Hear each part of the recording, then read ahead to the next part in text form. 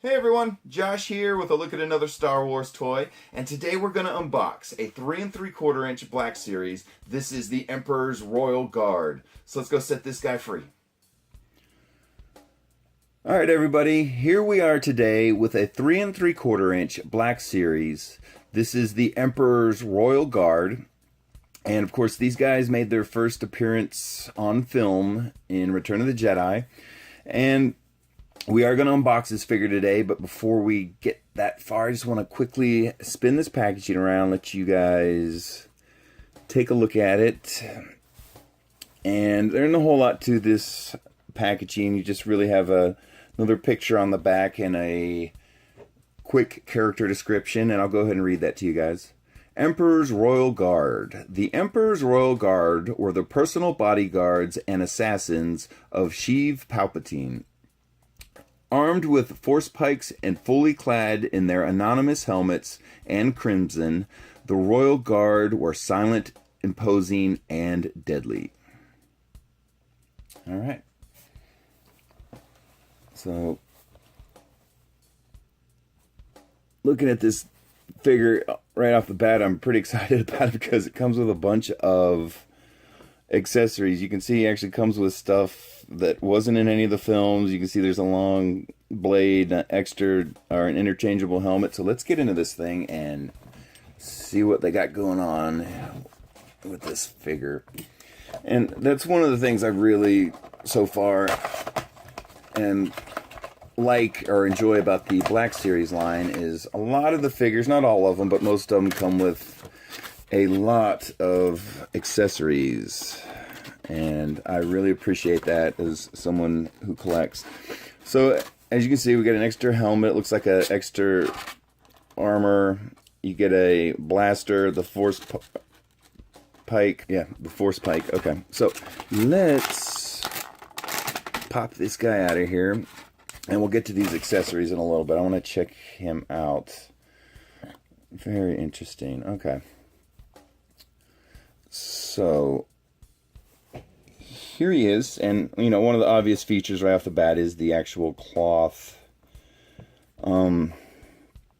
robing, and there you can see what is underneath the robing. It just looks almost like it's very similar to a Jedi outfit, to be honest with you, if you look at it. And let's see here. Oh, very interesting. Okay, so they have big. You've got a big Imperial emblem on his back here. But what it's looking like to me is it looks like, you know, I'm going to look at it a little bit closer here, but it looks like the head is going to be removable on this figure. One of the things I want to do is do a quick comparison to another version of this figure. So I recently did a review and unboxed on this channel. There is a Force Link, I believe it's 1.0, but there's a 3-pack set you can buy that's the Emperor Palpatine, Luke Skywalker, and one of the Royal Guards, another one. And so this is what that figure looks like. And I just wanted to give you kind of a contrast and difference in them. And one of the things that you can notice right off the bat, if you look at the size of their heads, they're very different. The Black Series 1 is a little bit bigger, and I think that might have a little bit to do with the fact that it's removable. But you can also, one of the obvious things too is the cape, or the cloak is plastic from the Force Link one, and then you have the cloth. But one of the other things why I wanted to do this is because, we didn't learn a lot about these characters in Return of the Jedi. And one of the things I found interesting when you raise the robing on this character a little bit, he has, like I said, it looks very similar to a Jedi's outfit. You have, regular pants. It looks like he has some sort of sash going across, and then it looks like he's wearing some sort of robe almost. And what I found interesting is when you look at what this guy looks like under here, it's very, very different. He has armor on his legs. He has plate armor on his chest. And there's no Imperial emblem on his back like this guy. And I'm just curious because, you know, they never showed us in the movie what was under the robes. And I just find it interesting how you have two different figures and they have them totally different. And you can see what I'm talking about here. This guy's, you know, it's all one color, so it doesn't really stand up. But you see how he's wearing like armor on his legs, and then there's armor on his chest, where this guy's wearing what looks more like a robe to me underneath his. So I just found that was interesting how what's under the red robe is different depending on the figure. But I just wanted to show you guys a comparison between a Black Series and a Force Link figure. But that's all I was going for there. But anyway, let's keep looking at this guy. And so one of the things, obviously, we want to look at is the head removable. And let's see here. Oh, my goodness. Very interesting. So they actually have a face under there. Very cool. And I have another one of these. The one I just showed you is actually the head comes off of that one as well. And I don't think it was meant to, but I accidentally moved it off or popped it off. And if you actually go watch the video on the Force Link, it's a figure 3-pack. You'll see I accidentally pop the head off, and you don't see anything but a little tiny ball. But this is very interesting. He actually has a face and a beard, and it's almost kind of like a Jedi, to be honest with you. And so now that I'm seeing that we have the helmet off, it looks like the robe will come off very easily as well. So very interesting. This is a very cool figure. I like it. Okay, so real quick before we go any further and start going through the accessories here, let's take a rundown, or do a real quick rundown of his movements. So you have head up and down and not full rotation. Well, yeah, you do. Okay, but if the head's down a little bit, you're kind of dragging, his chin's dragging on the collar right here, and it's not that big a deal, but just not totally fluid movement. But so let's move on, and looking at the shoulders here, you should have up and down movement and round and round. Very good. With the elbow, it looks like you have up and down and round, and at the wrist you have a rotation. Let's see here. Okay, so his body articulation is right at the waistline, like a, you know, more traditional style of figure. And then looking at his legs here, it looks like you just have at the hips here, you just have forward and back, no rotation. And let's see here.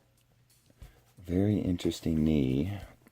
So you do have an up and down, and they have that point of articulation very well hidden. You can see it right there. And normally on these Black Series, they stand out, like you can see the little hinge piece right there. But it's very well hidden in this figure, so very cool. And then you should also have a rotation at the knee and ankle. Let's see here, up and down and full rotation. Okay, so there are all his movements. And as you can see, as we're looking at this figure with the robe off, he has another piece of cloth cape or lower. I'll be honest, I don't know what the term is for just the cape that's from the waist down. But you can see there's another piece here. And then as I was pointing out earlier, you can see he has a big Imperial emblem on the back. He has it on the shoulders, both shoulders. Okay, so real quick here, what I want to do is just check his ability to stand. Very nice. That is the sign of a high quality figure to me, if he can stand. So as we're looking back at the packaging, you can see we have the extra accessories here. And we'll go ahead and cut all these out. So, of course, the Force Pike, and this, I'm not sure what they're calling it. They don't have the accessories labeled on the packaging, but, I mean, I'll be honest with you, it looks like something like the Praetorian Guard would carry more than the Royal Guard, but there you go. It's a double-bladed staff. It looks like something out of a martial arts. Then you have the blaster pistol,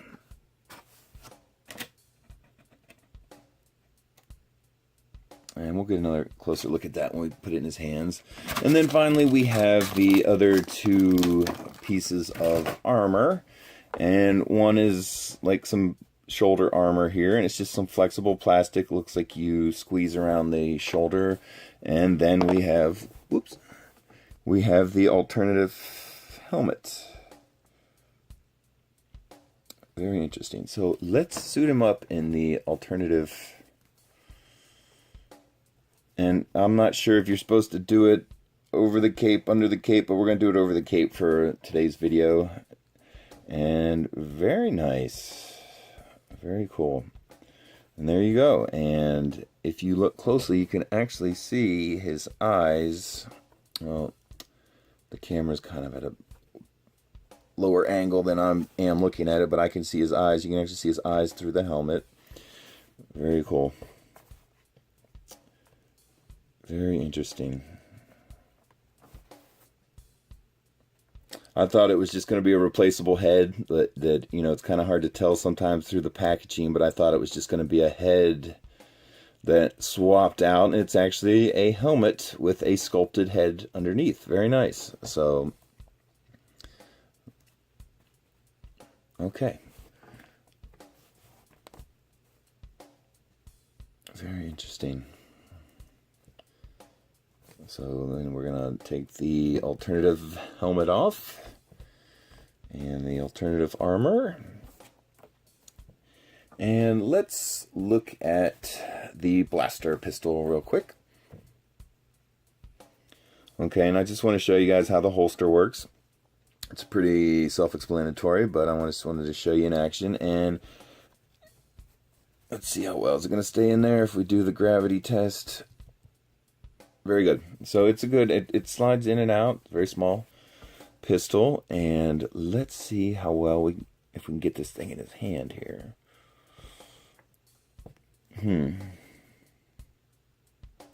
Not so much. Not wanting to go in there. It's, what you have here is, if you look at the pistol, of course they have this guard around the grip here.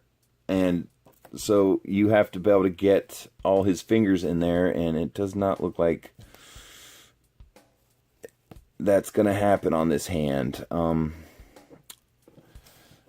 Mike could force it, but let's try the other hand here, because it looks like they might have the fingers a little bit more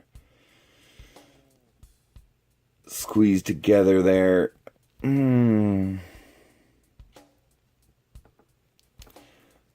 Yeah, it fits a little bit better in that hand, and you can see what I'm talking about, where you have to get all four of his fingers inside that little grip guard, and it's just, they're just not fitting that well. Let's see here. But he will hold it.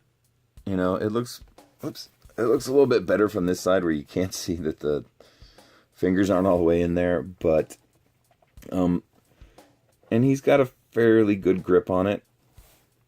It's not coming out. But as you can see, it doesn't exactly hold straight. It doesn't look right to the angle he's holding it at in his hand. But let's try this one more time. Let's see if we can't get it in this hand. And it's just, his fingers are not fitting into that grip. So that's unfortunate.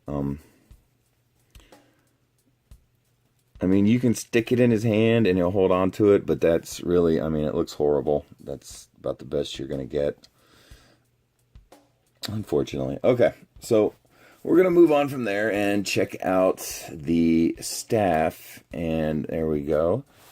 And it's got a pretty good grip on it. It's not shaking out. Very good. Whoopsie. Okay. And same thing, got a good grip on it, not coming out. And let's try one more test. I want to see how well he holds it with both hands, because to be honest with you, that's what this thing looks like it should be doing, is be two-handed. But there you go, that looks pretty good. Oops. And I can understand some of the difficulty they might have. They gave this guy so many accessories. You have to make the hand sculpts so it'll work with all the accessories. And I could see how that could be troublesome to work out. So, all right. You see that works well. Let's look at the final little accessory, which was the Force Pike. And let's see how well he holds this thing.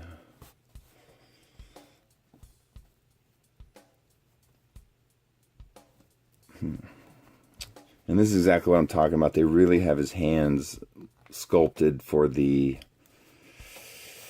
pistol, which it doesn't fit in. So when you're holding the Force Pike and the other staff, it doesn't totally look right, because normally they would hold it to where it was at an angle in their hand like this, like kind of the way they held it in the movie, and they leaned it up against their shoulder. But you're gonna have to work around that. And you can see mine has a little warpage in it. It's no big deal. It's just flexible plastic. Should straighten up.